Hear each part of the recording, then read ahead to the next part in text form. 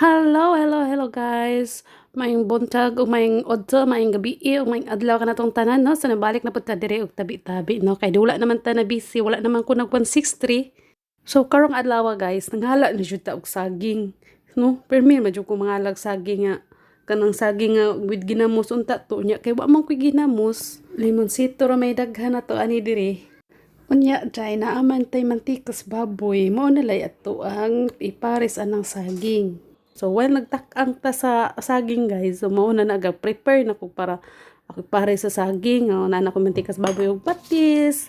Lami na kay na paminaw guys. Unya dili jud na mawala ang kape nako. Kape nga sinunog nga bugas mo naghimo na kong kape.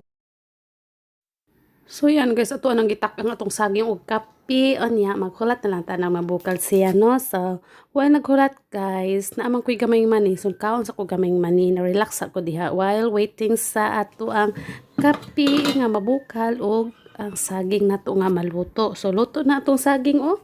Wow, so excited na kay kuana niya. Kay init pa man kaayo, kani laging lami na kay kaon ba niya. Bahalag init diha. Ala, bira dayon sus Ginoo ko.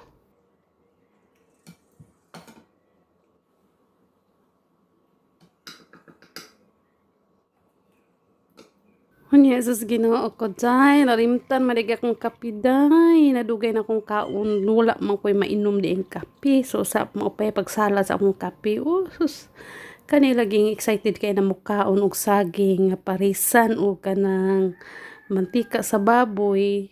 Agoy sus Ginoo. Lami jud guys ang paminaw guys. So pasensya na jud mo. Mo original na akong napare sa saging kay wa ko'y ginamos mo adto ta ko merkado ana nya. Wa ko ni dayon kay na kun una ko na maday mantikas baboy diri nga stock. So wala akong gikuha guys, aron din makatipid sa ko. So wa ko kalakaw. So yan guys, thank you, bye.